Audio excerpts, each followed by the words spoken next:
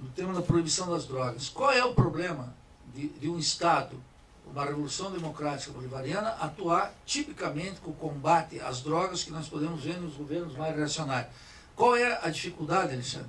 No caso da Venezuela, muito concreto, é o fato de que os Estados Unidos sempre tiveram uma política de guerra contra as drogas como uma política de intervencionismo nos países periféricos.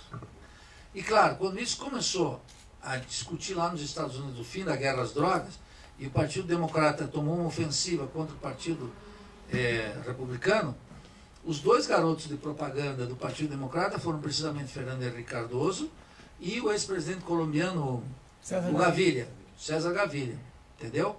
Eles saíram, então já o Cardoso não só dizia que fumou, mas não tragou, mas dizia que estava a favor da liberação, entendeu? Então esse é o ponto.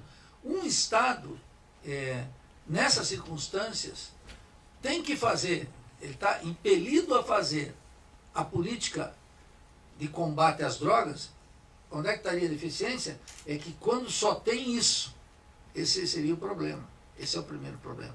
Segundo, teria que ver, lá na Venezuela, eu não tenho os dados, mas eu vi isso na Colômbia e vi isso no Uruguai, que na Colômbia a polícia relaxou completamente a prisão por consumo de drogas. Eu vi isso lá, em Bogotá, em Medellín, etc.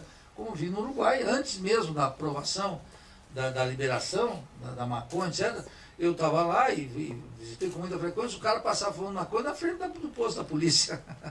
Não tinha lei nenhuma. E ainda dizia, não, aqui nós temos coisa mais importante para nos preocupar.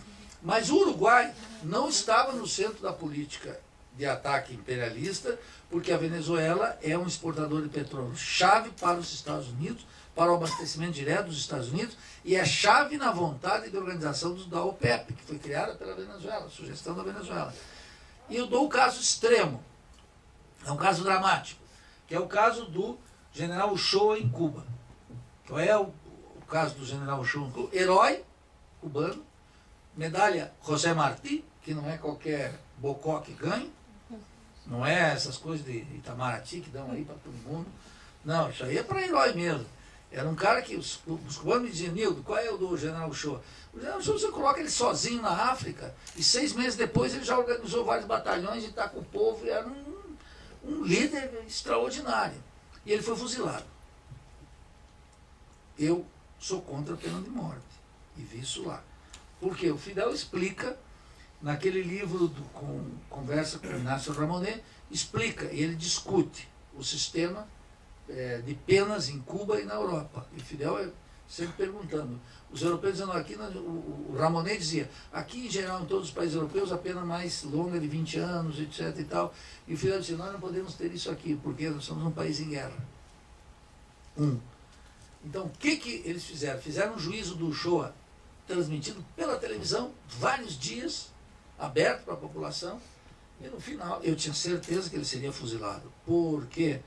Porque Cuba não podia dar para os Estados Unidos, uma coisa que ficou comprovada pelos cubanos, que ele tolerou a entrada de aviões nas praias cubanas para narcotráfico, com cocaína, e pegou esse dinheiro não para si próprio, mas para fazer coisas para o exército.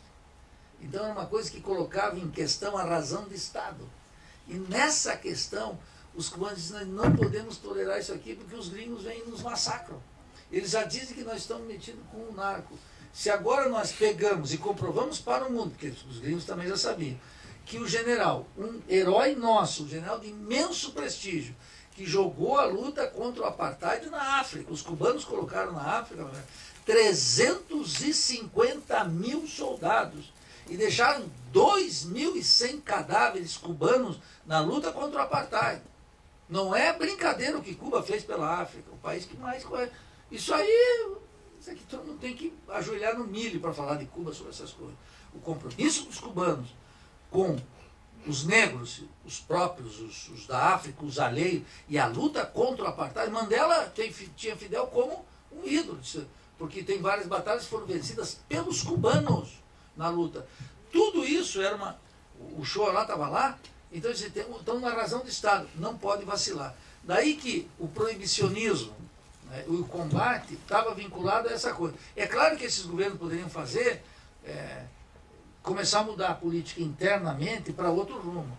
que acabou que os Estados Unidos começaram a tolerar. E agora até o Santos, o presidente da Colômbia, o que ele diz? Quando instado a discutir sobre essa possibilidade de legalização, ele não pode, por um conjunto de circunstâncias, mas ele diz, eu aceito o debate, que significa dizer concretamente o seguinte, não, eu estou favorável a isso aí.